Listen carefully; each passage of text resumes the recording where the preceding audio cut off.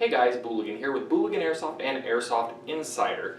Today taking a look at another Firearms Friday, this time taking a look at my new bolt action rifle. This is the Savage Mark II FV SR. The SR is the important bit because it means suppressor ready. Threaded muzzle, ready for the suppressor. Specifically the suppressor that I have on order that's currently locked up in NFA jail, probably going to get it in the next 6 months or so, an MKII Fire Ant. You guys may recall my previous video on the MKII Fire Ant at their launch event, and I was very impressed with the thing. So obviously I had to start compiling a few more 22 long rifle hosts for it. And in this case, I needed something quiet, very, very quiet. In my testing at the launch event, I found that a bolt action 22 with ammo that's set up to be subsonic shot through that suppressor is nearly quiet. It's nearly silent. The loudest thing that you have really is the bullet hitting the target. That's awesome. That's exactly what I wanted. So I did a little bit of research on what people were thinking were some of the better options out there for a threaded barrel, somewhat short, not crazy long, 22 bolt action rifle. And this is what I came up with. This is very inexpensive. That's the crazy part about this. Before we go into some of the details, let's go over some of the features. First, you have a plastic stock. Pretty hollow. Not a great feature. It's comfortable. If you have your scope set up correctly with the right height rings, it could be perfect height. It's great height for me. You have sling mounts front and rear. In my case, the front one is taken up by this bipod. From the factory, it comes with a standard 20mm top rail, which allows you to install an optic of your choosing. There are no iron sights included with this model. Up front, you have a bull barrel that is fluted and free floated in the stock. So I don't have a piece of paper handy, but you can, slide a piece of paper all the way down without ever hitting anything. This should lead to very good accuracy. And up front, you have a threaded muzzle complete with a nice knurled thread protector there for when you are not running a can. The only thing I don't really love about this whole Savage Mark II series is the magazine. It is, get it out, pull this little guy, and that's it. This is the 5-rounder. There's a 10-rounder that sticks out like that. It's ugly, it's sharp. When you pull it out, it is prone to cut your finger. Kind of not the best design, but the rest of this rifle is absolutely outstanding. It features Savage's adjustable AccuTrigger system. Let's see if we can get this on video nicely. So, go ahead, we'll cock that. We are on an empty chamber. Visually inspect, confirm we are empty. So, when it is, get a better shot. There we go. Nope, that's not going to work either. The joys of filming. There we go. That's our best bet.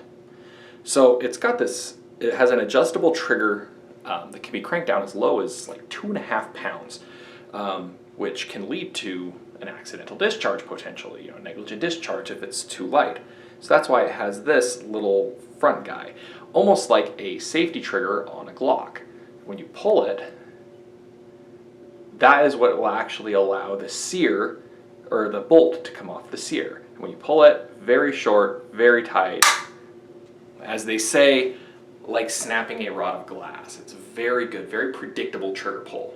The bolt action itself has an oversized bolt handle. Normally 22s, you have like a little tiny guy. This guy is big. This is bigger than on some 308 rifles I've tested. It's very easy to manipulate.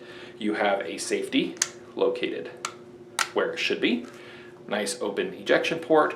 And the rifle's just really well put together. It just works. How I have it set up, it's pretty heavy because it has this big, hilariously oversized Leapers 4-16, I think. Yeah, 4-16 by 50 scope. Way overkill for this, but it's what I had, and it looks real cool. I've got it mounted in some Leopold rings. because those are the shortest rings that I could find that would just give that perfect gap up at the front. And then I've got a Harris bipod clone at the front. Nothing too crazy. So we'll be doing more testing of this, but wanted to kind of give you guys a little bit of an introduction on this rifle, because you're going to be seeing more of it over the coming weeks and months, especially once I do get my suppressor out of NFA jail and I can take this thing for some hilariously quiet shooting at the range.